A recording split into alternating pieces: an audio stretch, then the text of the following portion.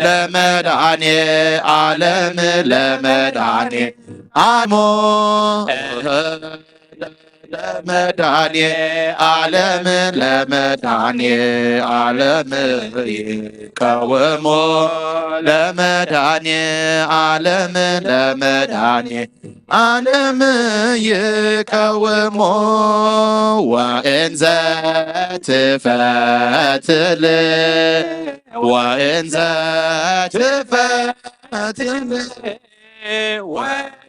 ወሜላተ አሰራያ ገብርኤል ግብተ ወእንዘ ትፈትል ወእንዘ ትፈትል ወርቀ ወሜላተ አሰራያ ገብርኤል ግብተ ወይቤላ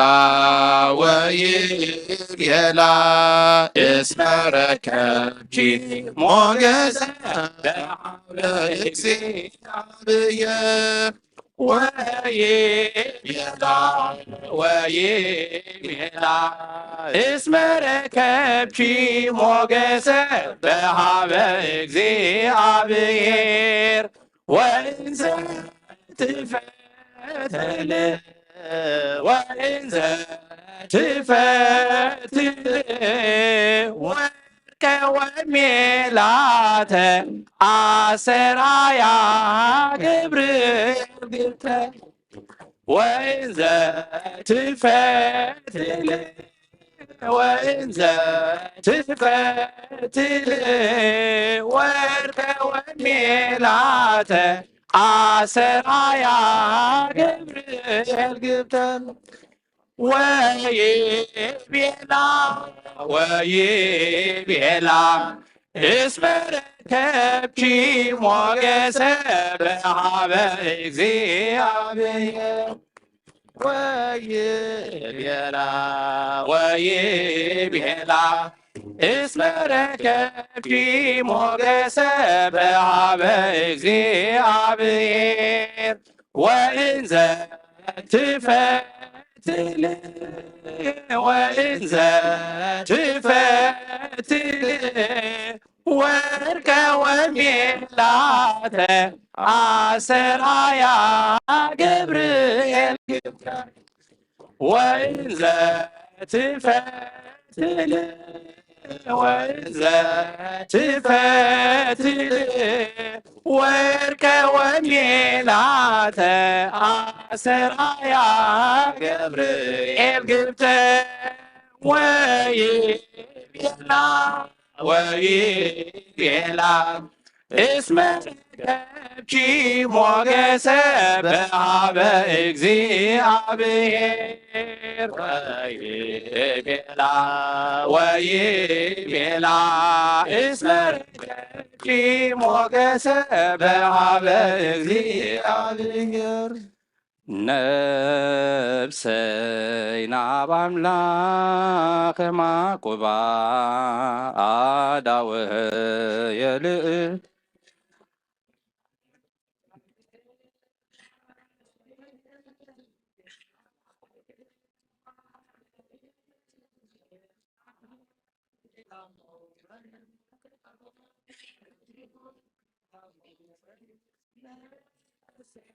ናብ አምላከ ማቁባ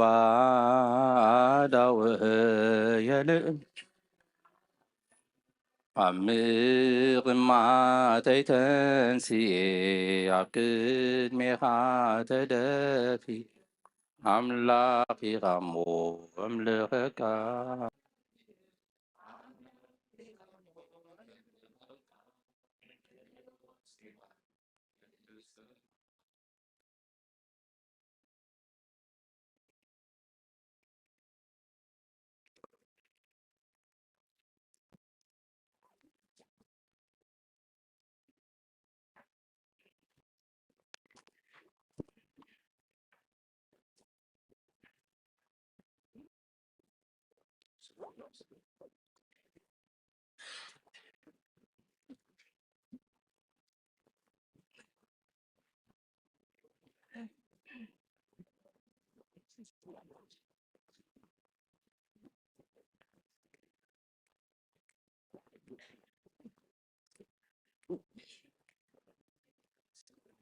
በስመ አብ ወወልድ ወመንፈስ ቅዱስ አሃዱ አምላክ አሜን። ስድራ እግዚአብሔር ከመይ ቀኒኹም?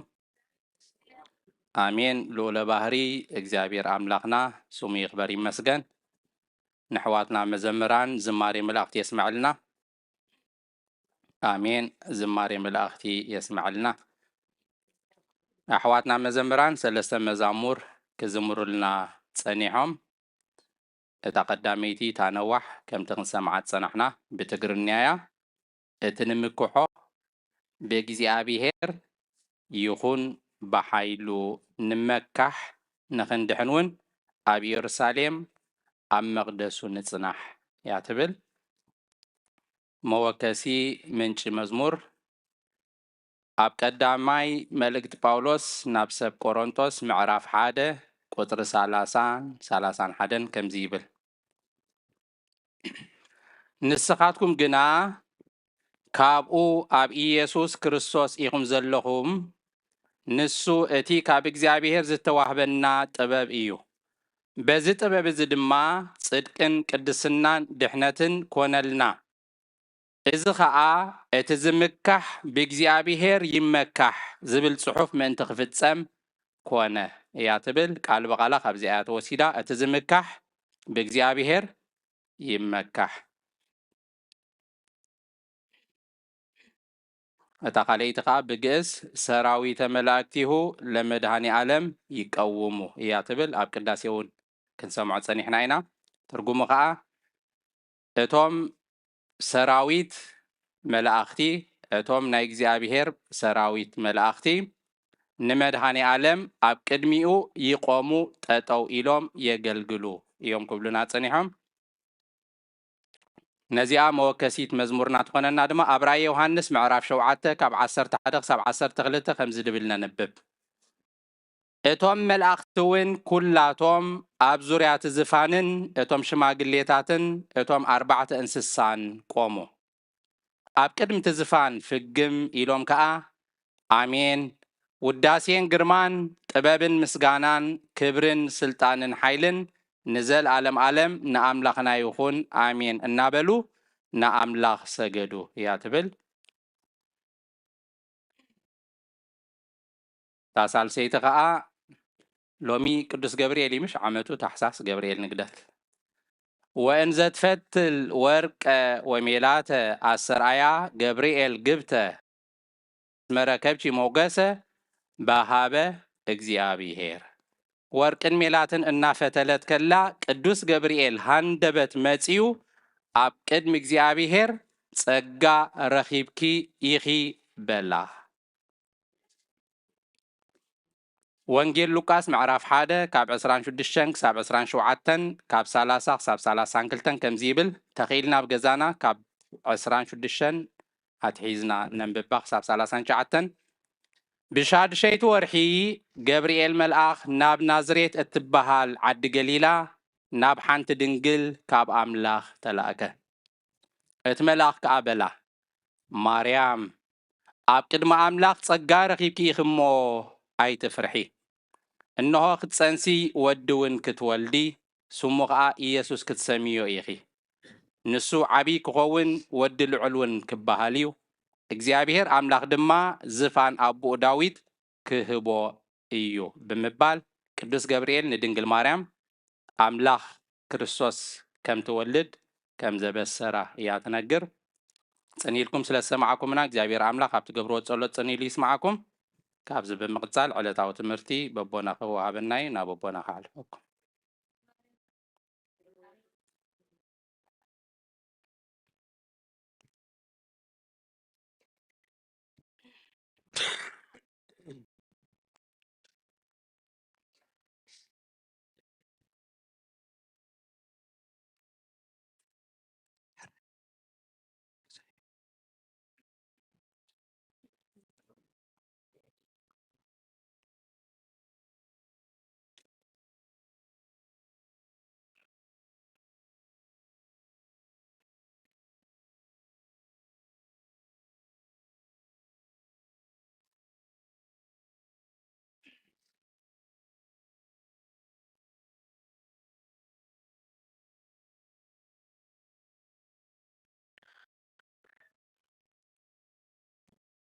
راي بسم آب وولد ومنفس قدوس هذا أملاك أمين سدراك زابير أملاك كم ياللهم أمين لعلك زابير أملاك بهو سلزس نحنا عدمان نسحا موال نفسها سلز وسخنا كبر مسقانا نعيخون أمين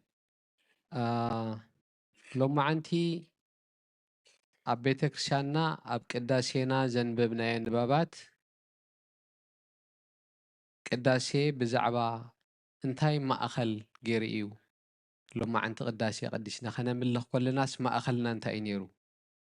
ما أخلنا كريستوس برهانيو يزبل نيرو زي سنبت زيا برهانيات بهال قدم لدت زلوا سلست عبيت سنابتي سبكت برهان نولاوي لدت سبكت برهان نولاوي لدت سبكت مال سنبت حريفة فنو إيديكا إيدنا أملاخ إيدكا سددلنا إلنا يوم لو مخا فنو برهانك أملاخ برهانكا لا أخلنا إيدو برهانو حيلو قلصمو ودو كريستوسيو سلازي اتي أبيت لهم توليدو إلنا خنخبرو تدالينا زلنا هزان قدم مولادو من مخانو خنفلت بيتكرسيانا خم تقدم حجي كن قلصو زقننا لو معنتي بزعبا كريستوس برهان مخانو كنفلت يا بيتكرسيان كتمهرنا ما أخلنا قداسينا خاص وزا ما أخلي لو معنت خا خمتي دياقون محارخ نقرنا سنحة عبي بعل ناي قدوس جبريل عمتاو بعلي وقدوس جبريل أمونغونا خويني حلونا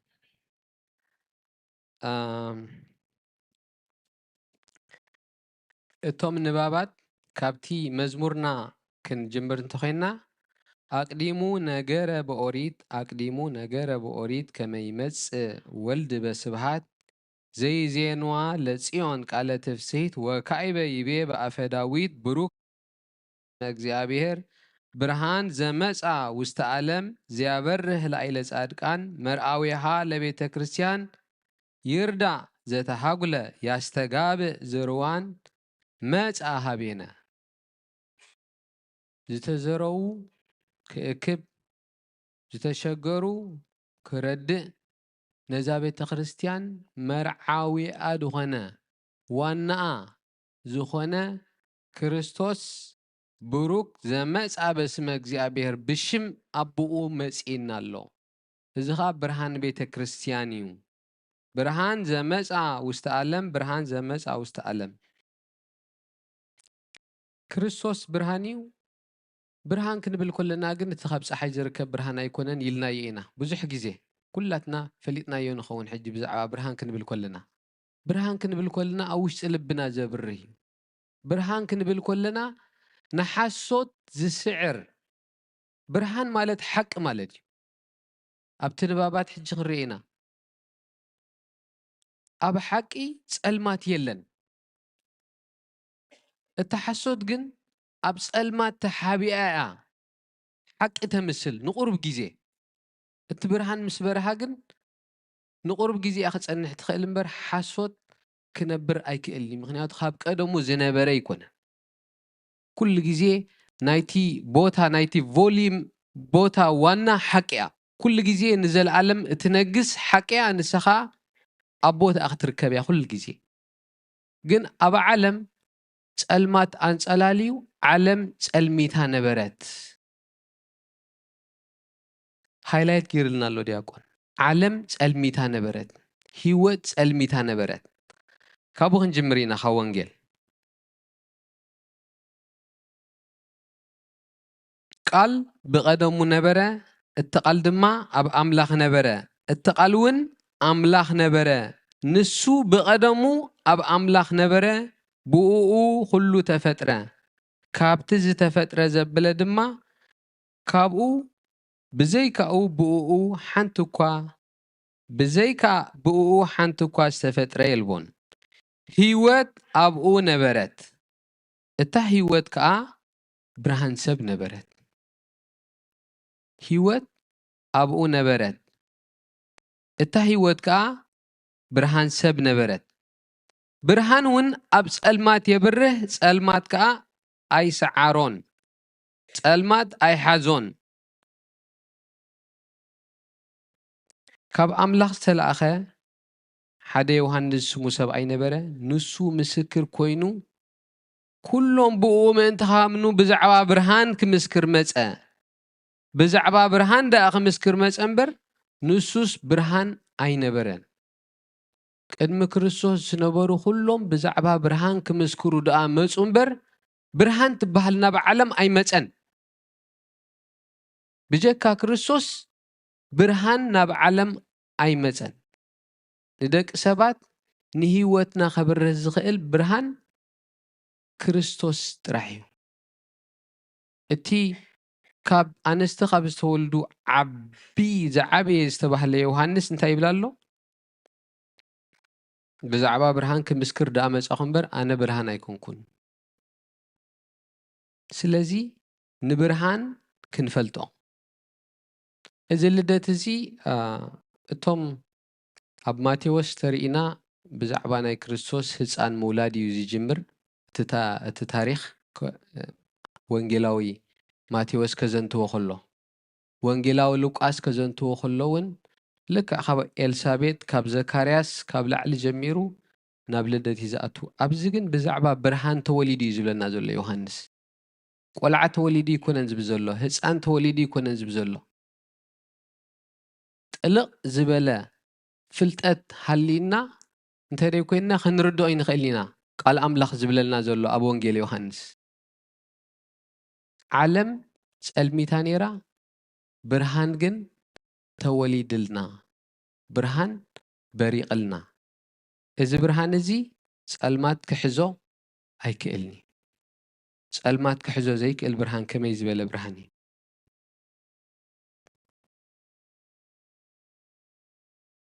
ሕጂ ናብ ሮሜ ክንርኢና ሮሜ ምዕራፍ 13 ፍቕዲ 8 ክሳብ ፍጻሜ እዮም ኣንቢቦምልና ዲያቆናት ንሓድሕድኩም ምፍቓር እንተዘይኮይኑ ምስ ሓደ እኳ ዕዳ ይሃልኹም ምክንያቱ እቲ ንብጻይ ዘፍቅር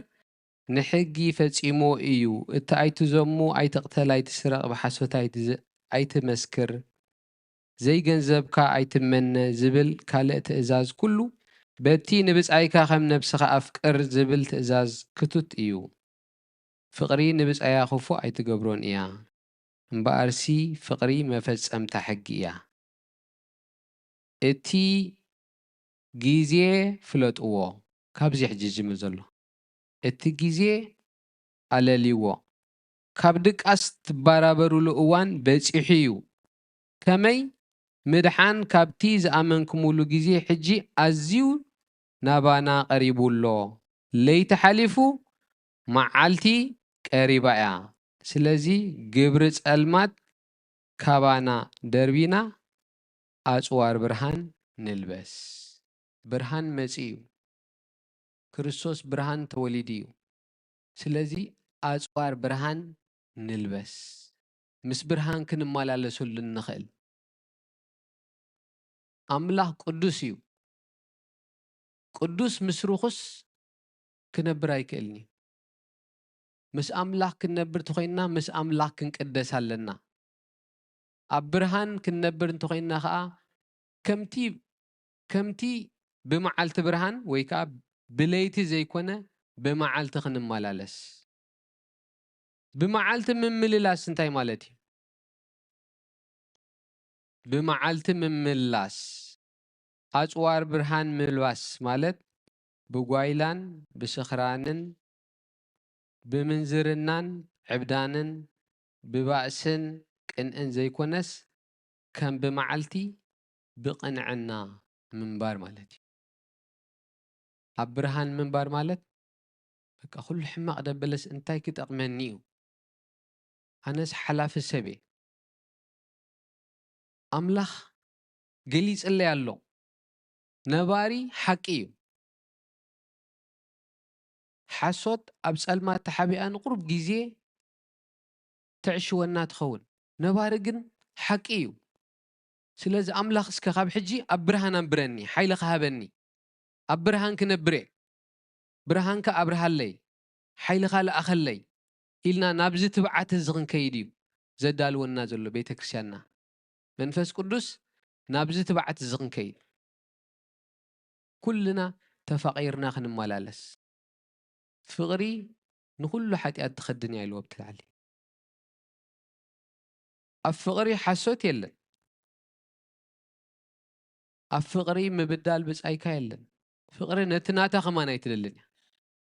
عشان كواي دينا تاخد سلازي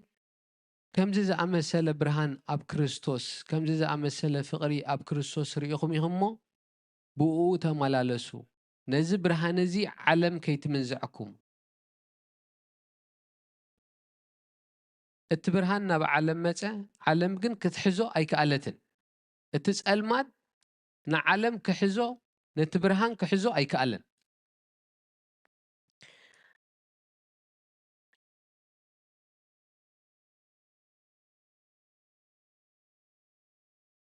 قصيلنا نشتي تا وانجيل يوحنس اب معراف 3 ترينايا معراف 3 115 رينا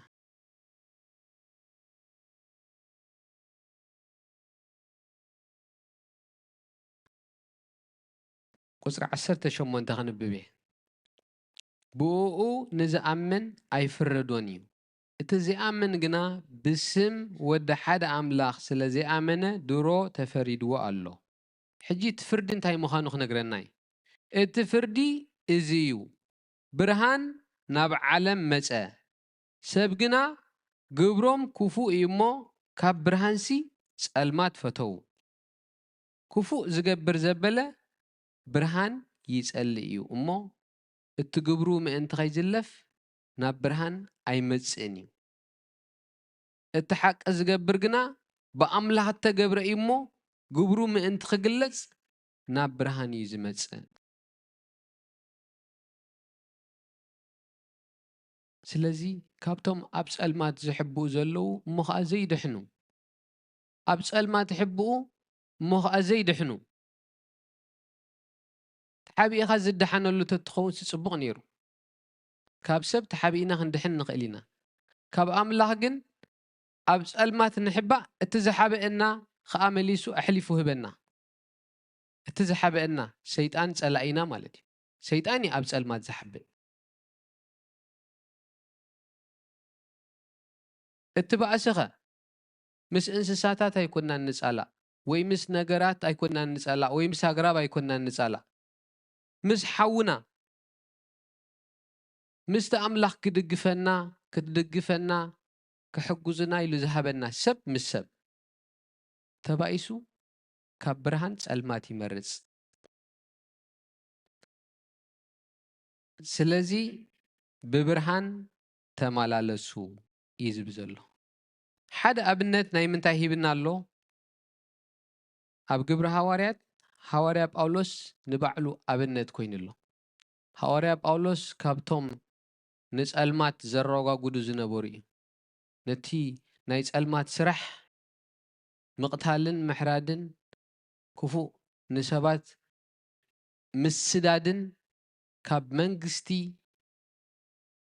صحفة ورقة تقبلو كابليك أنا خانات دقف رخيبو كساب دوماسكو خيدو سبات زساقو زنبر أيو قبر حواريات معراف إسران شديشتن فقد عسر تخلت إسران سلسينا أنبيبنا أمود أتاقن نبعلو تأشيرو أبيت فردو خلو نتنقوس انتايبلو الله أو نقوس أغريبا زانتاخ نقرأكا كأتري أب من قد خلقو خابس أحي زدمق برهان كاب سماي ناب زورياي أب زوريا توم مساي زلو زنبرون زنس أبارق كنس أبارق كله رئيخو كلاتنا نمدر ودقنا بوقانقوا إبرايست ساول سلامنتاي تسادني بليح انت دقا رقيسكا نرأس خايز قدكا إلو ززارب دمسخا سمعخو أنا دما منيخا قويتاي بالكو قويتاي كا أنا اتنسخا التساددو زلخا إيسوسي قناخا تنس أمو بأقرخا دوبل بتي زرا أخانن دحر حجي كتريئني زلكان أقلقالن مسكرن كتكون سلا زمرتكو خائيه زتقلت كل كايلو أملاخ كل جيجي أبس ألمات كنبراي قدفون برهان صحي أبا عينو ماتي مسعورو اتي يريئيو إلو زحاسبو زنبرا عينتو مسعورة أأمرو تخفيتو أملاخ قويتاي مني خان السخا مني خان السخا انتاي كخد قبر تدلين اللخا أملاخ كأنتا قبر كم زدليو نمنتاي كأ كم زترعيون قليت اللو سلازي ننقص أقريب أنتا إزبلو زلو كندزي زأكل سماياوي ملغتي تقبيله أبس ألمات نيري خندزي زأكل برهان بريه الليسي حجي ندحريت كملس كخونا يكلني أبزي دا يموت مبر نزو قدس تقبار زي يقوي سلازلو خيخا أيهوداويان كونو أرماويان كونو زقتلون زساددن زلو إذا سدت الزقن هواريا باولوس كل جزيه بحقوسي تقبلوه مخنياتو ناي وشت برهان سلا زبرهلو ناي وشت برهان سلا زبرهلو نحنا خا أملاخ انتاي زبلنا زلو تلوتو أبس ألمات زنبركم ناب برهان مزو أب دنا موت زنبركم ناب برهان مزو أملاخ كبرهالكمي أبس ألمات حق يلن أب برهان جن حقن فقرن صدقن አሎ ዘለዓለማውነትን አሎ ስለዚህ በሐቂ ተመላለሱ መወዳእታ ክንሪኣ ተሪፋትና ዘላ ሓንቲ መልእኽቲ እያ ንሳ ከዓ ቀዳማይ ዮሃንስ ምዕራፍ 1 ቁፅሪ 1 የማንቢቦማ ቀዳማይ መልእኽቲ ዮሃንስ ማለት እዩ ብዛዕባ እቲ ካብ መጀመርታ ዝነበረ ንሕና ዝረአናዮ ብዕንትና ዝረአናዮ ዝጠመትናዮ ብእዳውና ዘረምሰስናዮ ቃል ህይወት ንነግረኩም ኣለና ህይወት ተገሊፀ እያ ንሕና ርኢናያ ኢና ንምስክር ከኣሎና እታ ንዓና ዝተገልፀት ምስ ኣቦ ዝነበረት ዘለዓለማዊት ህይወት ድማ ንነግረኩም ኣለና ምሳና ሕብረት ምእንቲ ክህልወኩም ኢልና ድማ ነቲ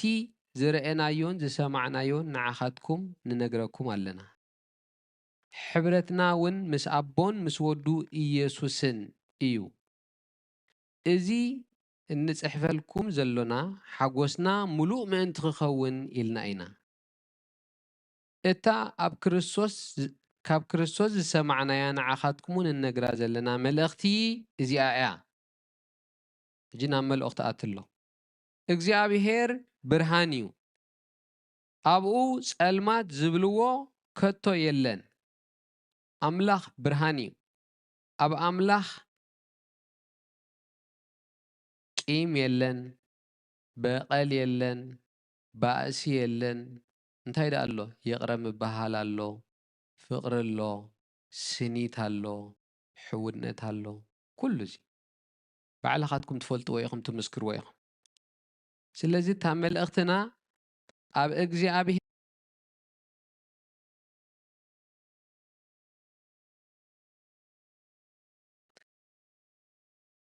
እግዚኣብሔር ብርሃን እዩ ኣብኡ ከዓ ጸልማት ዝብልዎ ከቶ የልቦን ምስኡ ሕብረት ኣለና እንተበልና ኣብ ጸልማት ከዓ እንተነበርና ንሕሱ ናቱ ኣብ ጸልማት ምንባር ባዕሉ እውን ሓሶት እዩ እቲ ክፉእ ግብሩ ዘበለ ብርሃን ናብ ዓለም መፂስ ግን ነቲ ብርሃን ኣይተቐበልዎን ምክንያቱ እቲ ግብሮም መታን ከይግለጽ ካብ ብርሃን ጸልማት ፈተው ስለ ዝብል ማለት እዩ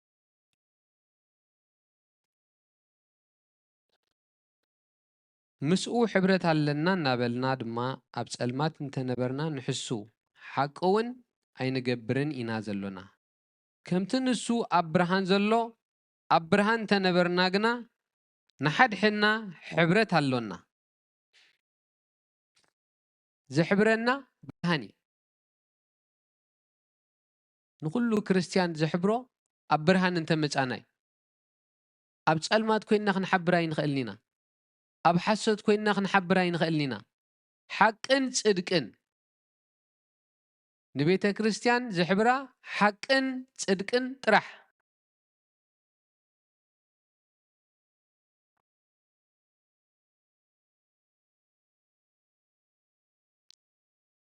ንገዛእ ርእስና ኣብ ብርሃን ተነበርና ግና ንሓድሕድና ሕብረት ኣለና ደም ኢየሱስ ክርስቶስ ወድውን ካብ ኩሉ ሓጢኣትና የንጽሐና ሓጢኣት የብልናን እንተበልና ንገዛእ ርእስና ንጥብር እቲ ሓቂ እውን ኣባና የላን ሓጢኣትና እንተተናዘዝና ግን ኣምላኽ እሙንን ጻድቕን ስለ ዝኾነ ሓጢኣትና ይቕረ ክብለልና እዩ ካብ ኩሉ በደልና ከንጽሐና እዩ ሓጢኣት ኣይገበርናን እንተበልና ግን ሓሳው ንገብሮ ቃል እውን ኣባና የሎን ስለዚ ቃል ኣምላኽ ንዘለኣለም ዝተኾልዐን ቃል ኣምላኽ ንዘለኣለም ሓቅን እዩ ሓሶት ብዝኾነ መንገድታት ጌራ ንቁሩብ ግዜ ክጸንሕ ትኽእል እያ ንሰብ ብሓሶት ሓደ ግዜ ተታልሎ ክልተ ግዜ ተታልሎ 10 ዓመት ተታልሎ ምናልባት ይዕሪ ተዓሺልካ ንዘለኣለም ግን ብሓሶት ንሰብ ከተታልሎ ይትኽእልን ኢኻ ሓቂ ኩሉ ግዜ ኣብኡላ እናሃለወት ኮላ ሓዲግና እያ እንተዘይከይድና ማለት እዩ ስለዚ ክርስቶስ ብርሃን እዩ ተወሊድልና ዘሎ ብርሃን እዩ ብመሰረት ወንጌላዊ ዮሃንስ ብርሃን ናብ ዓለም መጸ እቶም ካልኦት ከዓ ወዲ ተወሊድልና እዩ ህፃን ተዋሂብና እዩ ስለዚ በዚ መንገዲ ወንጌላዊ ዮሃንስ ከድና ንክርስቶስ ክንቅበሎ ቤተክርስትያንና ቀዲማ ብርሃን ናብ ዓለም መጽዩ ንኩሉ ሰብ ዘብርህ ብርሃን ሓቂ ናብ ዓለም መጸ ዓለም እውን ናቱ እያ ስለዚ ነቶም ዝተቀበልዎ ዘበሉ ኩሎም ናይቲ ብርሃን ተኻፈልቲ ክኾኑ እዮም ዝተቀበልዎ ዘበሉ ኩሎም ጽድቂ ኣምላኽ ክወሃቡ እዮም መንግስቲ ኣምላኽ ክወርሱ እዮም ብሓፈሻዊ እቲ መልእኽቲ ዘማረ ዳዊት እውን ፈኑ ብርሃነከ ወጽድቀከ ብርሃንካን ጽድቅኻን ብርሃንካን ሓቅኻን ፈንወልና ንሰን ይምራሓና ኢሉ ዳዊት እታ ጽድቅን ብርሃንን ንሰን ይምራሓና ካልእ መራሒ ኣይሃልወና ብአን ጌርካ ኣምላኽ ምርሓና ስለዚ በዚ መንገዲ ኣብ ብርሃን ኮይንና ክንመላለስ እቲ ዘይጠቕመናን ኮፍ ኢልና እንተሓሰብናዮ ዘይጽቡቕ ዝኾነ ግብሪ ጸልማት ሓዲግና ምስ ክርስቶስ ኣብ ልብና ዝውለደሉ ቦታ ከነዳሉ ብብርሃን ክንመላለስ ከም ደቂ ብርሃን ኮይንና ከዓ ውሽጥና ቂማልና ተኾይኑ ይቕረ ክንበሃሃል ስስዕትለና ተኾይኑ ከምቲ ንገዛይን ንደቀይን ኢልና ንሓስቦ ንኻልኦት እውን ክንሓስብ ንኻልኦት እውን ከነፍቅር እግዚአብሔር ኣምላኽ በዚ ልደት እዚ ብርሃኑ ክልእኸልና ክንጸሊ ነዚ ከነስተንትን እያ ቤተክርስትያን ትደልየና ዘላ እዚ ሰሙን እዚ ብምልኡ ዘመነ ብርሃን እዩ ዝበሃል ኣብዚ ናይ ብርሃን ግዜ ኣብ ገዛና ኩሎም ቶም ጽሑፋት ከነንብቦም ጸናሕና ክንሪኦም ንኽእል ኢና ኣምላኽ ከዓ የዋህን መሓርን ለጋስን ስለ ዝኾነ ብርሃኑ ክህበና እዩ ክልእኸልና እዩ ምክንያቱ ዝለመነ ኩሉ ክወሃቦ እዩ ዝኻሕኩሕ ከዓ ክረክብ እዩ ዝሃረፈ ዝደለየ ኩሉ ክቕበል እዩ ስለ ዝብል ብርሃን ኣምላኽ ደሊና ክንጸሊ በዚ ሰሙን እዚ ቤተክርስትያን ትጽውዐና እግዚአብሔር ኣምላኽ ብርሃኑን ጽድቁን ይልኣኸልና ወስብሐት ለእግዚአብሔር አሜን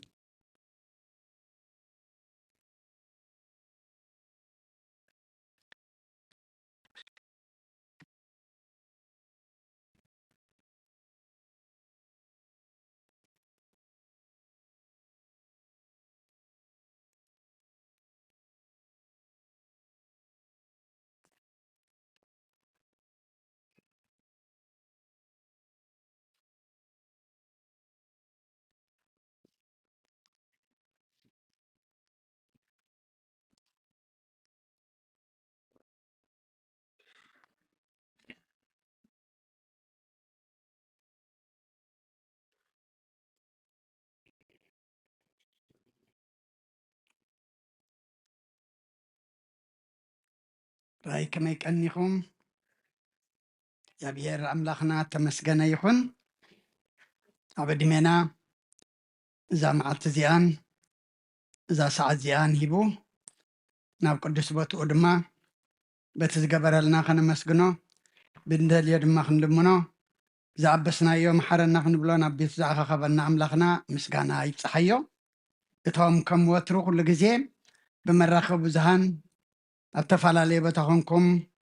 مشانا حبيركم زلهم أبوتات أديتات أحوات أحد أبزل زلهم سلام ديابيرنا أخذكم يخون دكنان أحواتنا نحاتنا مزمران دما زماري ملاختي يسمع لنا كزمر له ينبركم أبونا أبو شوانس قال هوت يسمع لنا عين لبنانا زبر هلو وشتنا دما زنس هلو شمنا برهان يقبرلنا راي أبونا أبويا مرجيتا أقلقلوت عمتاوي نقدتنا قدس جبريل قشم ألو بدحان كمل سنة دما بصلوت نذكرهم أبو أشتسفهم تدلي تساينيو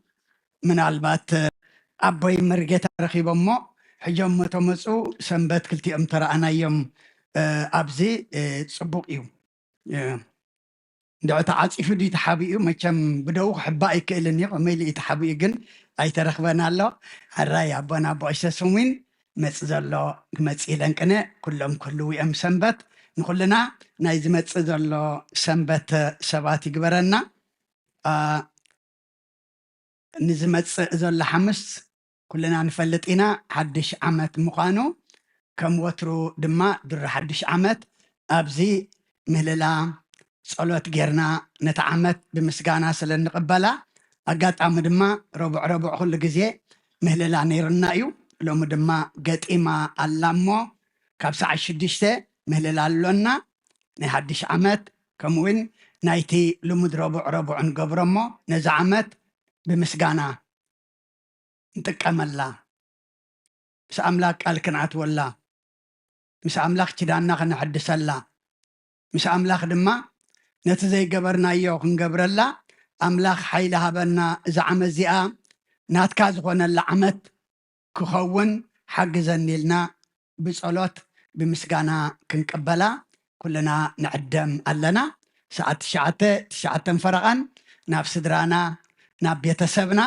كلنا كان ماسيخ نكيد نخلينا جن نتعملتي مخنياتو نزعمت مسانا جميرما بزحز يودعوا له احنا قنا اوازيه ما بس احنا لنا كبرنا املاخ يكون اما بتا نودع زلنا عمت املاخ مسكانا خنب كثيرنا الله ينقون دما نزا حداس عمت نقبلا زلنا ام مخسبنا خنو على املاخ حجزنا خنبلو كلنا ابزخ نركب ربع مشت بيت كريستيان تقدم الله هابتا مريم إلنا بصلوات كنذكرهم زرفدنا أبونا أبوي فساية በዛ ሓውና ዶክተር ጀድዮን ዘለዋ በኣ ንልዕሊ ዓመት ዝኸውን ምሳና ገይሮም ነይሮም ግን ቅድሚ 2-3 ወርሒ ዓዲ ከይዶም ሰንበት ድማ ዓሪፎም ማለት እዩ ኣቦኣ ዝያዳ ኩሉ ንኣድያም ኢና ንፈልጣ ኣድያም ሰይቲ ኣማኒኤል ሓውና ኣብዚ ናይ ስእሊ ተሎ ኩሉ ነገር ኣብዚ ቤተ ክርስቲያን ብስእሊ ብዙሕ ተሳትፎ ብዙሕ ኣበርክቶ ዝገብሩ ኣሕዋትና እዮም እሞ ኣብዚ መፅኦም ኣለው ኩሎም ስድራ ኣድያም ምስ ኣሕዋታ ኩሉ ቤተሰብ ፅንዓት ሃብኩም ክንብሎም ኢና ሓዘኖም ዓፅዮም እዮም ሰብ ከይደክም ኢሎም ግን መፅኦም ኣለው እሞ ኣብታ ኣፍ ደገ ክንወፅእ ከለና ፅንዓት ሃብኩም እናበልናዮም ንምፃእ ነቦና መንግስተ ሰማይ ሓዚንኩም ዘለኹም ድማ እግዚኣብሔር ምፅንናዕ ይሃብ ዕድለኛታት ኢኹም ዓዶም ምስ ኣተዉ ኣብ ዓዶም ድማ ብሰላም ዓሪፎሞ እግዚኣብሔር ብን የቀበሎም ሓውና ዶክተረ መልእኽቲ ኣለዎሞ ብድሕሪኡ ብፀሎት ክንዓፂና ስለ ኩሉ እግዚኣብሔር ምስጋና ይብፅሓዮ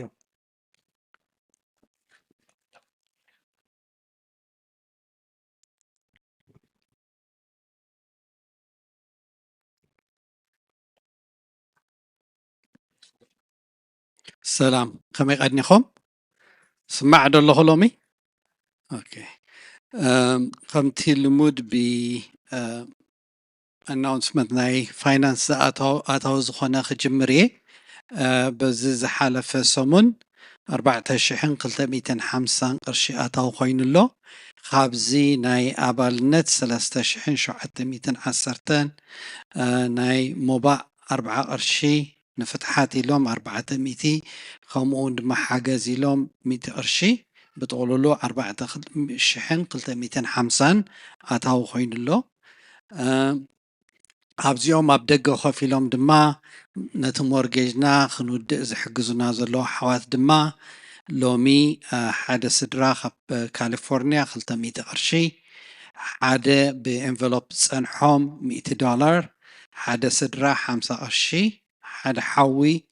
480 ካልእ ሓዊ ድማ $300 ሂቡና ኣሎሞ ነገረና ኢሎም ንለው ነግረኩም ኣለኹ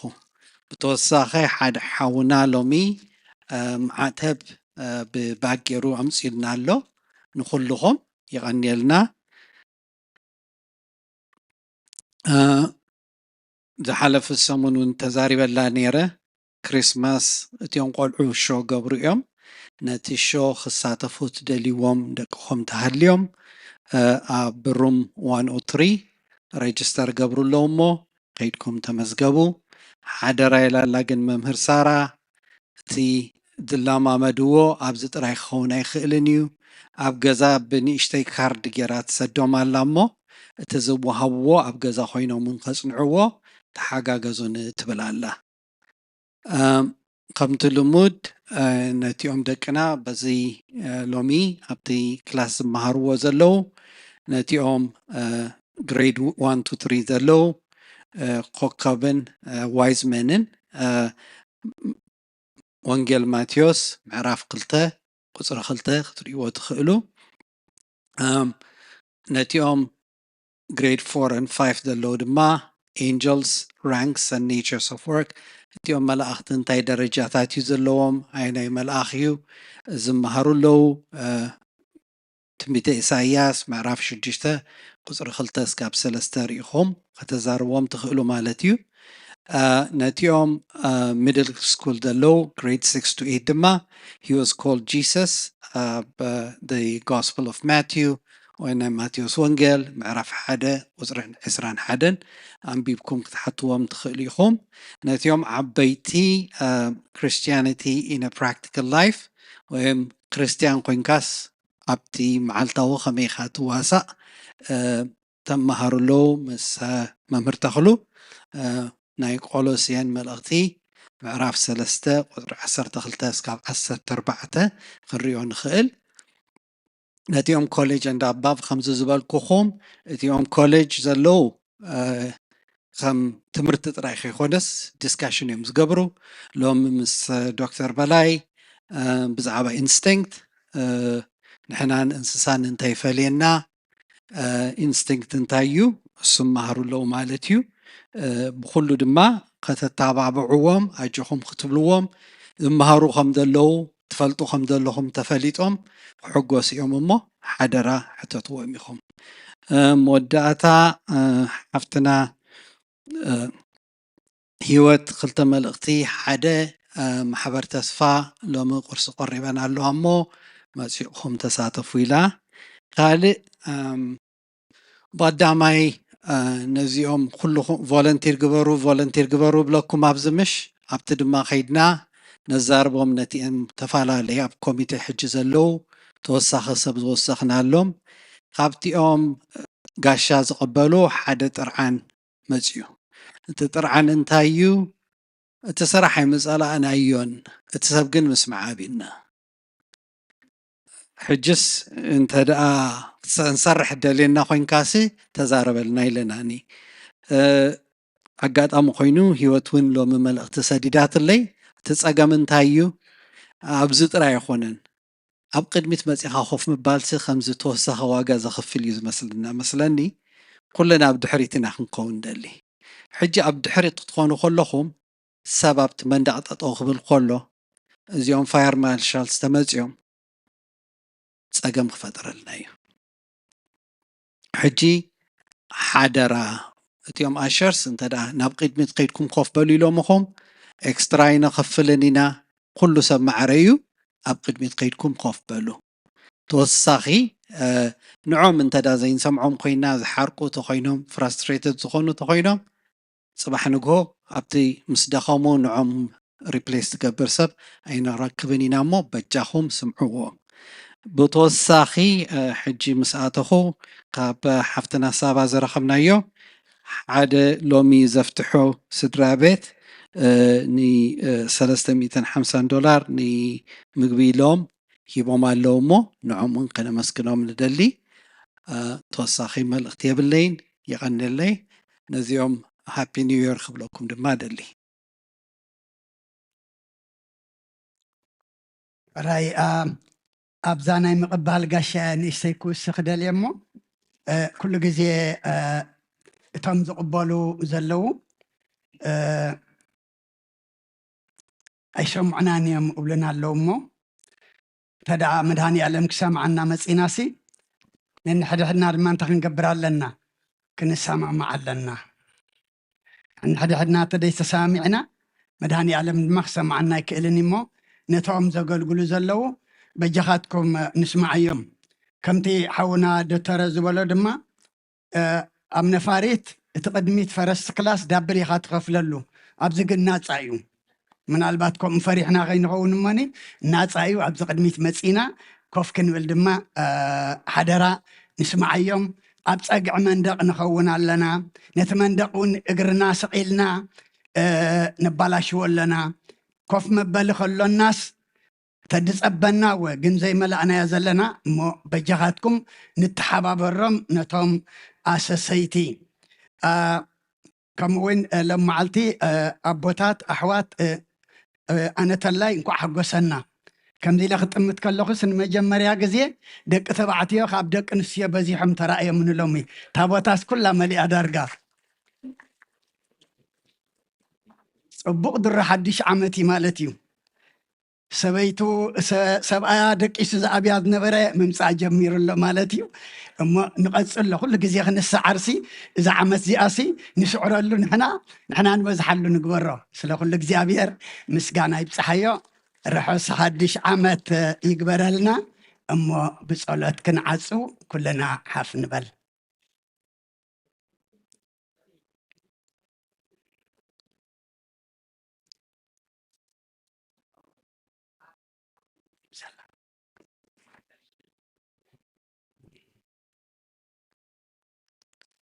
አድነኖ አርስትክሙ ቅድመ እግዚአብሔር አምላክነ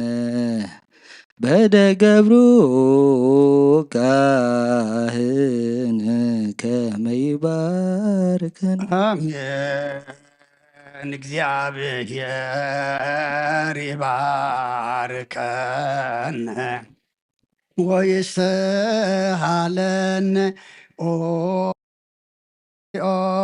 አድህን ህዝበከ ወባርክ ርሰከ ረአየ ምዋዕል ለምስከ ለዓለም እግዚኦ አድህን ህዝበከ ወባርክ ርሰከ ረአየ ምዋዕል ለምስከ ለዓለም እግዚኦ አድህን ህዝበከ ወባርክ ርሰከ ረአየ ምዋዕል ለምስከ ለዓለም ወቀባ ለቤተክርስቲያንከ ቅድስ እንተ አጽረይኳ ዘብካ በደሙ ክቡር ለዋህድ ወልድከ ይጂኖ አምላከን መድኃኒነ ኢየሱስ ክርስቶስ ወፀዋእካ ትኩንደ ደንገት ለህዝብ ቅዱስ ለመጻይክሙ ወለተጋባይክሙ ለጸለይክሙ ሰዛቲ ቅዱስ ቤተክርስቲያን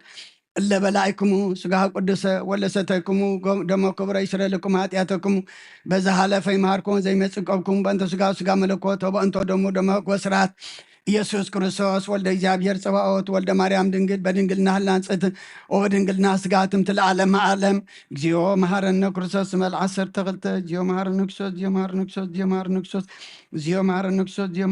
እግዚኦ መሐረነ ክርስቶስ እግዚኦ መሐረነ ክርስቶስ እግዚኦ መሐረነ ክርስቶስ እግዚኦ መሐረነ ክርስቶስ እግዚኦ መሐረነ ክርስቶስ እግዚኦ መሐረነ ክርስቶስ እግዚኦ መሐረነ ክርስቶስ እግዚኦ መሐረነ ክርስቶስ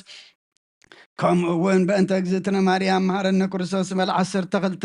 በእንተ እግዝእትነ ማርያም መሐረነ ክርስቶስ በእንተ እግዝእትነ ማርያም መሐረነ ክርስቶስ በእንተ እግዝእትነ ማርያም መሐረነ ክርስቶስ በእንተ እግዝእትነ ማርያም መሐረነ ክርስቶስ በእንተ እግዝእትነ ማርያም መሐረነ ክርስቶስ በእንተ እግዝእትነ ማርያም መሐረነ ክርስቶስ በእንተ እግዝእትነ ማርያም መሐረነ ክርስቶስ በእንተ እግዝእትነ ማርያም መሐረነ ክርስቶስ በእንተ እግዝእትነ ማርያም መሐረነ ክርስቶስ በእንተ እግዝእትነ ማርያም መሐረነ ክርስቶስ በእንተ እግዝእትነ ማርያም መሐረነ ክርስቶስ በእንተ እግዝእትነ ማርያም መሐረነ ክርስቶስ እግዚአብሔር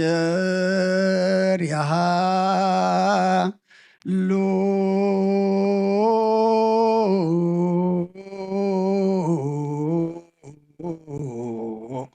ምስለ ኩልክም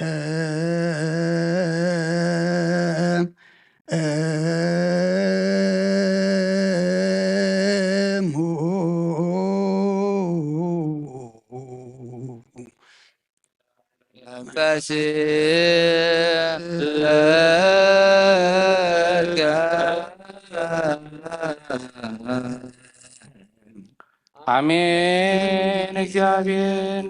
ንባሮትካ ብሰላም ባረኸና ዝተቀበልናዮ ስጋኻን ደምካን ኃጢአት ይሆነልና ኩሉ ሓደ ሰናይ ክንሕግዝ ስልጣንሃበልና ምሕረት በረኸት ቅድሲት ካናን ካብ ኩሉ አድነና ናብ ኩሉ ጸምረና ቅዱስ ይኹን ክቡር ተመዛበልና ብሩኽ እዩ ጸጋ ነሳይነ ወተረከብነ ለመስቀሉ ለኢየሱስ ክርስቶስ ቺያከ እግዚኦ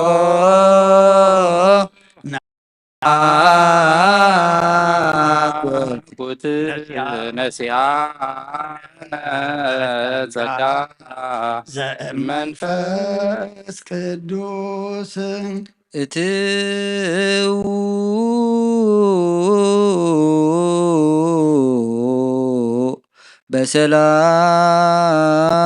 በሰላም ቅዱስ እግዚአብሔር አምላኽና ከካብ ኣባይትና ምውፃና ናብዚ ናብ ቅዱስ ቦታኻ ምእታውና ሰላም ገርካልና ኢኻ እሞ ካብዚ ምውፃእና ነናብ ቤትና ምኻድና ድማ ኣምላኽና ሰላም ግበረልና ከምቲ ንኣናንያን ንኣዛርያን ንምስኣልን በዚ ዕለት እዚ መልኣካ ቅዱስ ገብርኤል ኢካ ካብ ነዳድሓት ሓዊ ዘድሓንካዮም ንዓና ድማ ኣምላኽና ብቅድሜና ብድሕርና ብየማንና ብፀጋምና ካብ ኩሉ ሓደጋን ድንገትን ሓልዩ ኣብ ቤቤትና ብሰላም ከብፅሓና መልኣካ ቅዱስ ገብርኤል ለኣኸልና ዝበላዕናዮ ቅዱስ ስጋኻን ሰተናዮ ክብሪ ደምካን ኣምላኽና ከም ቃልካ ሓጢኣትና ደምሲሱ ገጽካ መርኣይ ግበረልና እቶም ስጋኻ ዘይበላዕና ደምካ ዘይሰተና ዘለና ድማ ነዚ ሕጂ ንኣትዎ ዘለና ዓመት ችዳን ክንኣትወሉ መደብ ክንሕዘሉ ክንስሓሉ ቅዱስ ስጋኻን ክብሪ ደምካን ድማ ክንበልዓሉ ክንሰትየሉ ኣምላኽና እዚ ዓመት እዚ ናይ መክሰብና ዓመት ግበረልና ተኣዘዝናዮ ንፍፅመሉ ዘጉደልናዮ ንምልኣሉ ዘይገበርናዮ ንገብረሉ ተጋገናዮ ድማ ኣምላኽና ብንስሓ ንምለሰሉ ዓመት ግበረልና እቲ ዓመት ደይኮነ ክሕደስ ንሕና ክንሕደስ ንሕና ክንልወጠሉ ኣምላኽና ከምቲ በተሓሳስባብኩም ተለወጡ ዝበልካና በተሓሳስባና ተለዊጥና ናብ ሰማይ ንጥምተሉ ዘመን ግበረልና ኣምላኽና ነብሰብ ዝዓረፉ ኣቦታትናን ኣዴታትናን ሃብተ ማርያም ሃይለ ስላሴ ወለተ ትንሳኤ ወለተ ትንሳኤ ወለተ ትንሳኤ ነብሲ ኩሎም ሰማዕታት ኤርትራ ዓርፍ ሓሚሞም ንዘለዉ ድማ ኣምላኽና ኩሎም ኣብዘ ዘለዎ ንስኻ ትፈልጦም ኢኻ እሞ ብዓይኒ ምሕረትካ ጠምተልና እዮ በረከተ ኣብ ወልደ ገብርኤል እያሱ ወለተ ትንሳኤ ወለተ ትንሳኤ ወለተ እግዚእ ሮታ የማነ ብርሃን ቅድስቲ ሃና ላይከ ገብርኤል ፍሬ ወይኒ ኣጸደ ማርያም ክብራ እህተ ገብርኤል እግዚእ ሃረያ ጽገ ማርያም ኣጸደ ማርያም ኤልሳቤጥ ወለተ ኪዳን ዮሴፍ ሰይፈ ሚካኤል ወለተ ማርያም ውዳሴ ማርያም ወለተ መድህን ጽገ ወይኒ ተክለ ማርያም ወልደ ዮሐንስ ወለተ ሚካኤል ምሕረተ ስላሴ ወሪተ ዮሐንስ ገብረ ኪዳን ወለተ ብርሃን ወለተ ኢየሱስ ወለተ ትንሳኤ አማኑኤል ሐረገ ወይን ወለተ ማርያም ወልደ ሙሴ ሃይለ ሚካኤል ወለተ ጊዮርጊስ ሰልዋ ወለተ ጻድቃን ምልእተ ጸጋ ገብረ ኢየሱስ ፍቅርተ ኢየሱስ ኩሎም ዘይጸዋዕናዮ ማስማቶም ድማ ስኻ ኣብ ዘለዎ ትፈልጥ ሕማሞም ትፈልጥ ኢኻ እማ ኣምላኽና ንኩሎም ድማ ሕማሞም ፈውስ ስቃዮም ኣቕልል ኣምላኽና ስለ ኩሉ ተመስገን ኣብ ሰማያት ትነብር ኣቦና ስምካ ይቀደስ መንግስትኻ ትምጻእ ፈቃድካ ኣብ ሰማይ ከምኡ ድማ ምድሪ ይኹን ንዕለት እንጀራና ሎማ ሃበና ንሕና ንትበደሉና በደሎም ከም ዝሓደግናሎም በደልና ንዕውሳና እንደገልና ካብ ክፉ ኣድሕነና እምበር ፈተና ኣይተትወና መንግስትን ሓይልን ክብርን ዘለኣለም ናትካ ኢማ ኣሜን ኦ እግዝእትየ ማርያም ብናይ ቅዱስ ገብርኤል መልኣክ ሰላምታ ሰላም ለክ ኣለኹ ብሕድና ድንግል ኢኺ ስጋኽ እውን ድንግል ኢኺ ኣደ እግዚኣብሔር ጽባኦት ጎይታ ሰራዊት ሰላም ለክ ኣለኹ ንስኺ ካብ ቅድስቲ ብርክቲ ኢኺ ተቀድስኩም ብርክዩ ኦ ምልዕተ ጸጋ እግዚኣብሔር ምሳኽ እዩ ኦ ፍስቲ ደስ ይበልኪ ሓጢኣትና ክሰርየልና ናብ ፍትው ወድኺ ኢየሱስ ክርስቶስ ምእንታና ምሕረት ለምንልና ኣሜን